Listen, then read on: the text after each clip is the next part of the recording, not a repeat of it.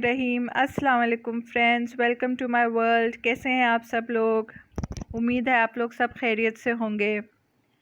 तो ये early morning का टाइम है। मैं बच्चों का लंच बॉक्स प्रिपेयर कर रही हूँ। तो आज मैं बेटे को लंच में सैंडविच देने वाली हूँ, एग सैंडविच। तो उसकी प्रिपरेशन चल रही है। मैंने यहाँ पे थोड़े से फ्रेंच फ्राइज़ फ्राई कर लिए हैं और उसमें मैंने थोड़ा सा सॉल्ट और पेपर मिला लिया है। और यहाँ पे एग सैंडविच बनाने की तैयारी चल रही है। यहाँ पे मैंने अंडा लिया है, उसमें थोड़ा सा ब्लैक पेपर, सॉल्ट और ये हर्ब्स डाले हैं। जो बेसिल होता है ना, वो मैंने डाला है, उसका फ्लेवर बहुत अच्छा लगता है। अच्छा, क्योंकि मॉर्निंग का टाइम है तो जल्दी जल्दी करना रहता है सब। तो मैंने यहाँ पे फ्रोज़न पराठा ले लिया और वो फ्रोज़न पराठे पे मैंने है ना अंडा, जो फेंटा हुआ अंडा था वो मैंने उसके ऊपर डाल दिया था। थोड़ा एक साइड से पहले सेक लिया और फिर एग डाल के उसको दूसरे साइड से भी सेक लिया। तो ये हमारा अंडा पराठा रेडी हो चुका है।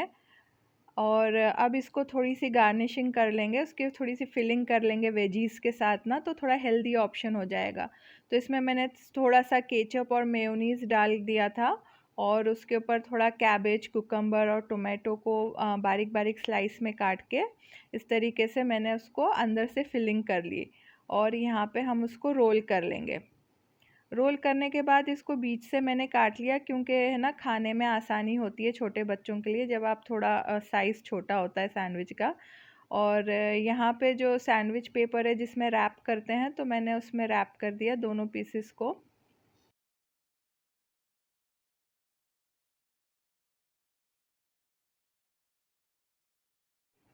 अब मैं ये सब उसके लंच बॉक्स में पैक कर दूँगी।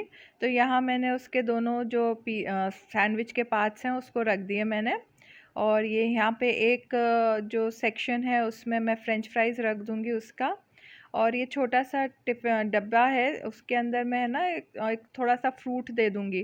तो एक ऑरेंज था तो मैंने उसे काट दिया इस तरीके से और उसको उसमें भी पैक कर दिया ऑरेंज को।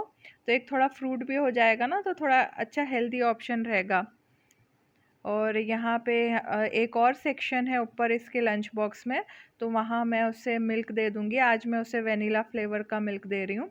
और साथ में मैंने केचप रख दिया कि अगर उसे फ्रेंच फ्राइज़ के साथ केचप खाने का दिल करे तो खा सकता है। और जब तक मैंने लंच प्रिपेयर किया उसका लंच बॉक्स, तो वो रेडी होके आ गया था। और यहाँ पे मैंने उसके लिए उसका ब्रेकफास्ट दे दिया। बहुत सिंपल सा ब्रेकफास्ट है, थोड़े सा बनाना कटा हुआ और थोड़ा सा दूध है। और यहाँ पे तिल के लड्डू मुझे मिले थे, मैं ग्रोसरी में गई थी तो मैंने वो भी रख दिया। तो बस यहाँ पे मैं अभी किचन में आ गई हूँ और यहाँ पे जो ब्रेकफास्ट के बर्तन बच गए हैं तो मैं उसे सबसे पहले धो लूँगी। तो थोड़े ही बर्तन निकले थे ब्रेकफास्ट के टाइम पे, तो उसको अभी मैं धो के रख दूँगी ना, तो थोड़े फिर आगे जाके काम कम होता है। और तो बस है ना, अभी सब लोग चले गए, हस्बैंड चले गए ऑफिस, बच्चे अपने अपने चले गए। तो जब बच्चे और सब लोग घर में होते हैं तब है ना अच्छा लगता है, लेकिन जब अभी सब चले गए हैं तो मुझे थोड़ी सी एंग्जाइटी फ़ील हो रही थी। क्योंकि है ना कुछ लोग होते हैं, आपको ऐसी कोई बात बोल देते हैं लेकिन बोलने से पहले सोचते नहीं हैं कि उसका असर किसी पे क्या होता है। तो फिर जब सब चले जाते हैं ना, तो ऐसी कुछ अगर लाइफ में बात होती है, आई एम श्योर आप सब लोगों की भी लाइफ में ऐसे होता होगा। तो है ना, हम जो लेडीज़ होती है ना, फिर वही बात को सोचती रहती हैं कि ऐसे क्यों हुआ या इसने ऐसा क्यों बोला। और फिर उसकी वजह से है ना काफ़ी एंग्जाइटी हो जाती है। तो आज है ना मुझे भी ऐसे इतना एंग्शियस एंग्शियस फील हो रहा था। तो मुझे जब ऐसी कुछ एंग्जाइटी होती है ना, तो फिर मैं काम थोड़ा ज़्यादा कर लेती हूँ। और या तो फिर है ना मतलब मैं फिर थोड़ी ज़्यादा इबादत कर लेती हूँ। तो आप लोग क्या करते हैं, आप लोग बताना कमेंट करके। अच्छा, यहाँ पे मैंने सारे बर्तन धो लिए। अब मैं है ना थोड़ी सी अपने लिए चाय बना के पीऊँगी, क्योंकि है ना मुझे बड़ी तलब हो रही थी चाय की। और यहाँ पे मैं अपने लिए चाय बनाने लगी हूँ। तो बर्तन वगैरह धोने के बाद मैंने सोचा कि है ना सुकून से बैठ के मैं सबसे पहले एक कप चाय पीऊँगी, तो मुझे है ना थोड़ा अच्छा फ़ील होगा। तो यहाँ पे मैंने है ना टी बैग्स की चाय बना रही हूँ मैं। कभी मैं मसाले वाली चाय भी बना लेती हूँ अच्छी, लेकिन आज है ना थोड़ा सा मतलब लो फ़ील कर रही थी मैं, तो बस इसी तरह 2 टी बैग डाल के मैंने है ना थोड़ा सा शुगर और मिल्क ऐड करके सिंपल सी चाय बना ली। और बस सबसे पहले मैंने है ना बैठ के सुकून से 1 कप पहले चाय पी। तो ये सुबह सुबह है ना थोड़ा सा सुकून से चाय पी लो ना तो आपको थोड़ा अच्छा लगता है, थोड़ा माइंड फ्रेश होता है। लेकिन फिर भी है ना मुझे कुछ ना कुछ है ना मतलब परेशान कर रही थी चीज़ें। तो फिर चाय पीने के बाद मैं थोड़ा फ्रेश हो गई, वज़ू किया और फिर उसके बाद मैंने है ना 2 रकात नफिल नमाज़ पढ़ी और नमाज़ पढ़ने के बाद मैं है ना तस्बीह लेकर बैठ गई। और मैंने जैसे है ना ये वाली जो तस्बीह है ये मैंने मक्का से लेकर आई थी, मक्का शरीफ से। ये 1000 बीट्स वाली तस्बीह है। तो फिर मैं ना थोड़ा ज़िक्र इलाही में मसरूफ़ हो गई और अल्लाह का ज़िक्र करने से तो थोड़ा सुकून ही मिलता है। तो बस इस तरीके से मैं है ना मैनेज करती हूँ। अगर मुझे कभी एंग्ज़ायटी हो जाती है या कुछ चीज़ों का स्ट्रेस हो जाता है, तो मुझे लगता है ना कि इबादत से बढ़कर और कोई चीज़ नहीं है। क्योंकि आपकी ज़िंदगी में है ना ऐसे बहुत सारे लोग आएँगे जो बिन बात के आपको परेशान कर देंगे। किसी को हसद, जलन, बुग़्ज़, ये तो हमारी सोसाइटी का इतना नॉर्म बन चुका है कि बड़ा नॉर्मल लगता है ना। हर कोई हर किसी से जलता है, किसी को किसी से हसद होती है। लेकिन ये सब चीज़ों में है ना जो मतलब सेंसिटिव लोग होते हैं थोड़े, तो वो ज़्यादा परेशान हो जाते हैं। और मेरे जैसे लोग जो है ना, हम लोगों को ज़्यादा एंग्ज़ायटी हो जाती है या मतलब हम सोचने लग जाते हैं कि क्यों ऐसा हो रहा है। और स्पेशली हमारे जैसे लोग जो परदेश में रहते हैं और यहाँ ज़्यादा हमारे कोई जान पहचान वाले ज़्यादा लोग नहीं होते हैं, आपके रिलेटिव्स। और जैसे अगर आपके वालिदैन भी इस दुनिया में नहीं हैं, तो फिर समझ में नहीं आता है कि किससे शिकायत करें, किससे बात करें। और जैसे घर के माहौल पे भी असर पड़ता है। तो मैंने है ना ये मतलब मैं जो अप्लाई करती हूँ, अगर मुझे थोड़ा किसी से कोई परेशानी हो जाती है तो मैं यही करती हूँ। मैं बस है ना अल्लाह के हुज़ूर में अपना केस पेश कर देती हूँ और फिर मैं अल्लाह के ऊपर छोड़ देती हूँ कि जो होगा अल्लाह ताला जो करेगा वो बेहतर करेगा।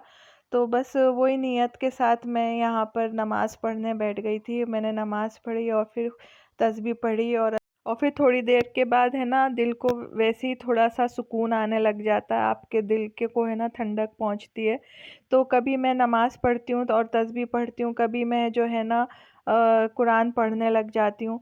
तो इसकी वजह से है ना थोड़ा आपको जो एंग्ज़ायटी है या स्ट्रेस है ना, वो थोड़ा कम हो जाता है। अल्लाह के कलाम में बहुत ताकत है, अल्लाह के ज़िक्र में बहुत ताकत है। तो मैं तो इस तरीके से मैनेज करती हूँ अपनी चीज़ों को। आप लोग मुझे अगर देख रहे हैं और सुन रहे हैं तो आप लोग मुझे बताइए कमेंट सेक्शन में कि आप लोग किस तरीके से मैनेज करते हैं। क्योंकि हम जो होम मेकर्स होते हैं ना, तो उनकी लाइफ में सिर्फ ये नहीं है कि आपको घर क्लीन करना है या कुकिंग करनी है, ये चीज़ें हैं। आपको बच्चों की ज़िम्मेदारी होती है और स्पेशली जब आप परदेश में रहते हो तो बहुत सारी चीज़ें, मसले आपको अकेले हैंडल भी करना पड़ता है। और बच्चों की ज़िम्मेदारी सिर्फ ये नहीं है कि उनको टिफ़िन बना के दे दिया या उनका होमवर्क करा दिया। उनकी परवरिश, उनकी तरबियत, ये भी एक बहुत बड़ा काम होता है, बहुत बड़ी ज़िम्मेदारी होती है। और उसे अच्छी तरीके से निभाने में भी बहुत ज़्यादा है ना एफ़र्ट लगता है। और कभी-कभी ये सब चीज़ों की ज़िम्मेदारियों का बोझ तले हमारे जैसे होम मेकर्स जो स्पेशली परदेश में रहते हैं अकेले, वो इतना ज़्यादा टूट जाते हैं कभी-कभी कि है ना उनको समझ में नहीं आता है कि कैसे होगा, क्या होगा।